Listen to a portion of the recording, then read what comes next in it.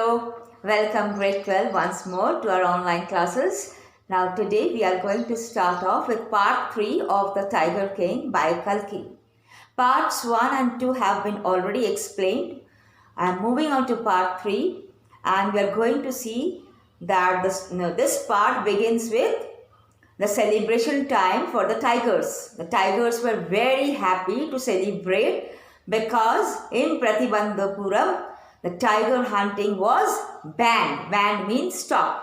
After this, we move on to the rules or the announcements made by the king that tiger hunting will absolutely have to be stopped. Nobody else would be able to hunt down any tiger excepting the king.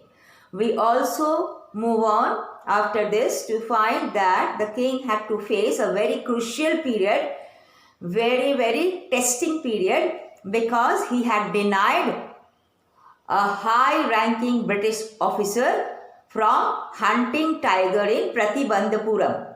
He had denied, he had refused that British officer. So he had to face a very testing period that maybe his kingdom would not be there with him and the British officer might confiscate or might seize his kingdom.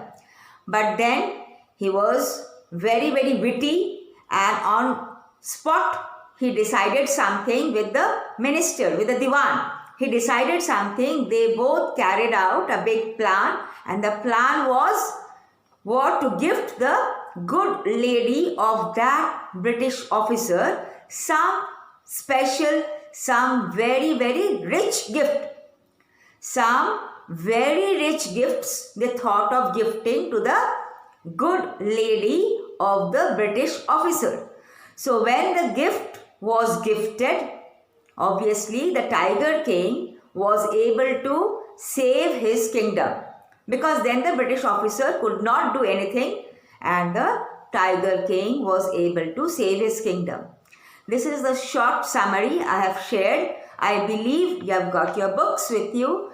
Please keep your text or the chapter open, because this time I will be reading the chapter. In the next video, you will be seeing that I will be reading the chapter. I have highlighted the important points and you are going to highlight the same portions in your text and follow the reading part.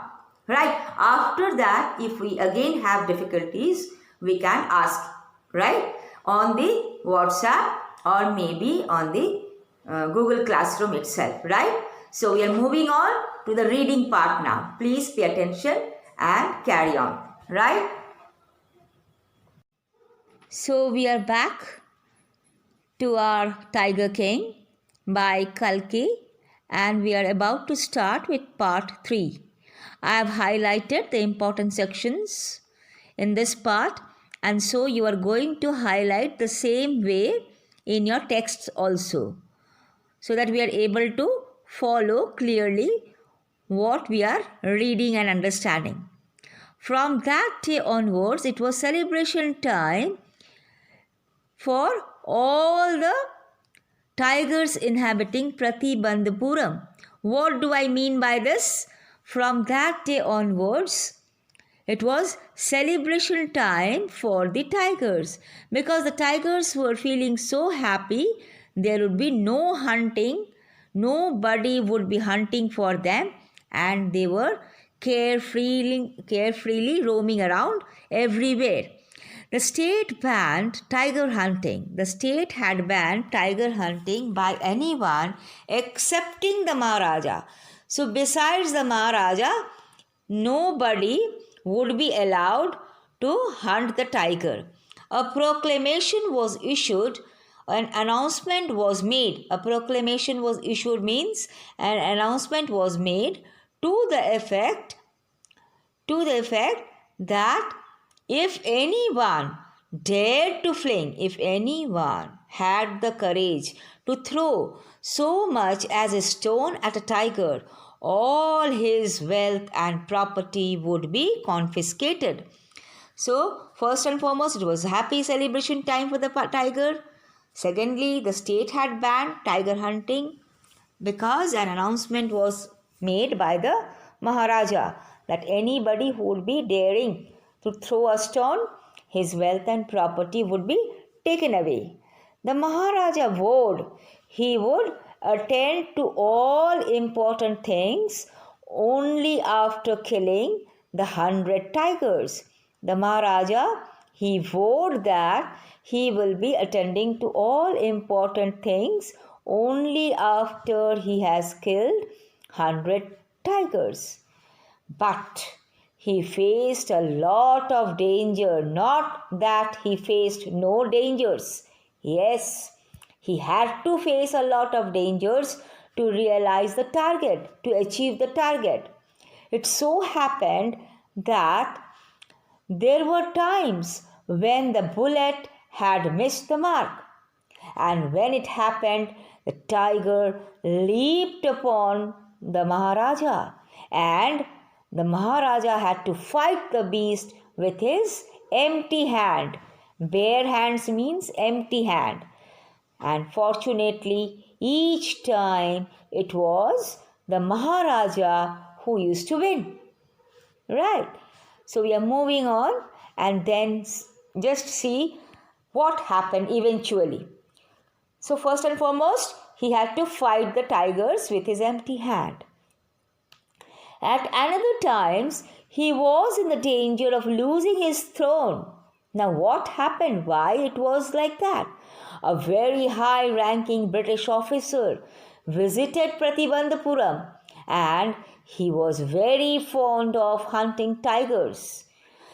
Just like the Maharaja, he was also very fond of hunting tigers, and he also wished to be photographed with the tigers he had shot. Now, whichever tiger he used to shoot, he wanted to be photographed. He wanted to be clicked with that tiger. Right, it was a kind of his fancy, his wish. And so he wanted to hunt tigers. What did he think of?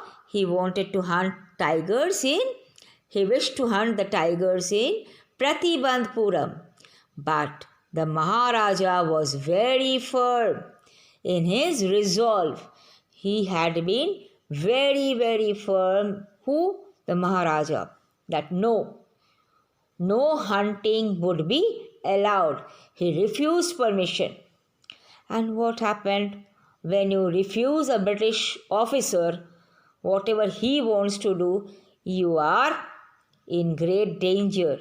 Similarly, the Maharaja stood in danger of losing his kingdom because he prevented a British officer from fulfilling what? His desire. What was the desire? To hunt in Pratibandhapuram. Now, when the British officer was denied, the Maharaja stood in a great danger of losing his kingdom. The Maharaja and the Diwan held deliberate discussions. I mean to say, they held various meetings over the matter, over this issue. Now, they both came to a conclusion, a very, very clever conclusion, and a telegram was dispatched. A telegram was sent immediately to a famous British company of jewelers in Calcutta.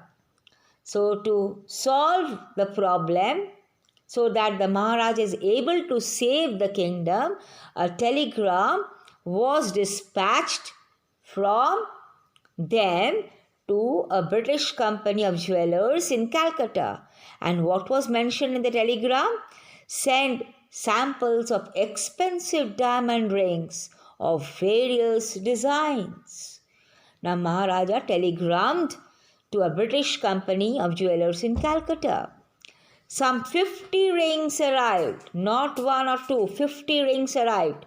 And the Maharaja sent the whole lot of 50 rings to the British officer's good lady. And why he had sent? He thought that maybe the good lady will choose one or two and return the rest. Did it happen? No. Within no time at all, Duraisani sent her reply, "Thank you so much for your gifts." Now they were expecting the good lady to keep at least one or two and return the rest. But she fell in love with the whole lot and she kept them back. And what did he send as a reply? What did she send? She sent that, "Thank you very much for the rings." In 2 days, a bill for 3 lakh rupees came from the British jewelers. The Maharaja was happy in spite that he had to pay 3 lakh of rupees. The Maharaja was very happy that though he had lost 3 lakh rupees, but still he was able to save his kingdom. The kingdom was there with him. 3 lakh has gone. It will come back to him the other day. The next day in future he might get it back. But he was able to save his kingdom from the anger, from the wrath, from the power of the British officer. So that is all for the moment. We are now going to look at the assignment, solve the assignment and forward to me. Right? Any difficulties? Again I am repeating, please connect. This is the only thing that I am depending on you right now. Right? The connectivity part has to continue. Otherwise, my lessons will become disconnected. Right? I am depending very much on your connectivity. I do not want these papers, the lectures to be disconnected from you. I will obviously carry on with the classes, my dear students, but I will not be able to put my heart into my class. Right? I love taking your classes. You also know that how much your ma'am loves taking your class. So I am very much connected to you all. Please do not disconnect with me. Right? Thank you.